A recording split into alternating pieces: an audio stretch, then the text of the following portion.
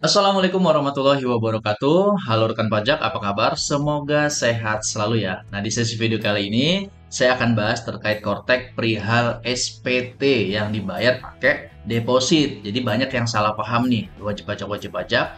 Ketika kita udah bayar, ya kita kalau billing sekarang kan terbentuknya ketika kita sudah buat SPT. Beda sama dulu. Kita bisa bikin billing dulu, terus lapor. Bayar, terus lapor. Kalau sekarang enggak, kita harus bikin SPT dulu, barulah terbentuk billing. Nah, billingnya dibayar, baru dilapor. Nah, ada dua opsi.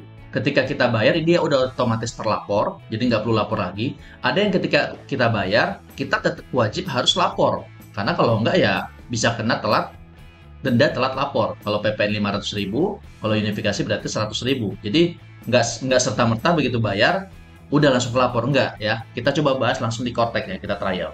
Nah, ini tampilan Cortex, saya ingat teman-teman udah tahu lah cara loginnya pasti ya. Kita coba masuk ke impersonate ya, masuk ke badannya.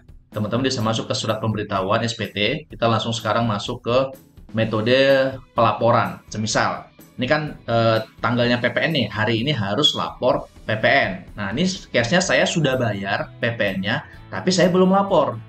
Ya, karena wajib lapor. Kalau enggak ya telat lapor jadinya.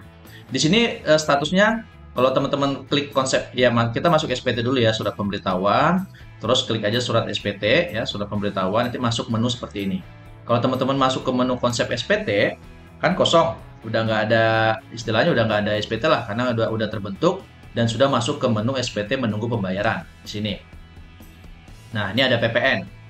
Sebenarnya saya sudah bayar ini, tapi kok kenapa SPT-nya masih menunggu pembayaran? Nah, ini ya. Kalau teman-teman bikinnya pakai billing SPT ya, buat SPT, terbentuk billing, terus bayar, maka SPT yang di sini, di SPT yang menunggu pembayaran, dia otomatis sudah terlapor. Dia akan masuk ke SPT yang dilaporkan. Namun case-nya saya sekarang berbeda. Waktu itu saya sudah bikin billing, ya sekitar 8 hari yang lalu, atau 7 hari yang lalu, bikin billing, udah jadi tinggal bayar, tapi ternyata salah ya. Kita kan harus punya kertas kerja nih ya teman-teman ya. Rekan pajak kita punya kertas kerja buat compare di Excel kita sama SPT kita udah sama belum sih? Kalau udah sama udah pasti benar. Nah, ternyata ketika saya rekap, ini kebetulan bukan rekap Excel aslinya ya. Ini kan statusnya lebih bayar. Kalau di sini lebih bayar semua. Kebetulan waktu itu kurang bayar. Nah, setelah selesai rekap, selesai SPT, terbentuk billing, ternyata rekapnya ada tambahan. Ada pengurangan. Sorry, faktur pajak masukannya ada yang kedouble ya. Jadi dari lawan transaksi nerbitinnya dua dengan invoice yang sama. Akhirnya harus kita hapus dong. Nah, ketika itu pajak masukannya sekitar 20 jutaan. Ketika saya hapus faktur pajak masukan satunya, otomatis kan kurang bayaran nambah 20 juta. Betul ya? Nah, nambah 20 juta berarti billingnya salah dong. Billingnya masih terdapat kurang bayar sekitar 20 jutaan. Kalau kita bayar itu, nanti kita jadi telat bayar. Makanya waktu itu kita pakai opsi billingnya abaikan, kita pakai billing deposit. Nah, billing deposit sesuai dengan nilai kurang bayar yang tertera di kertas kerja, real, sementara billingnya kita biarin. Billing kan nggak bisa diganti.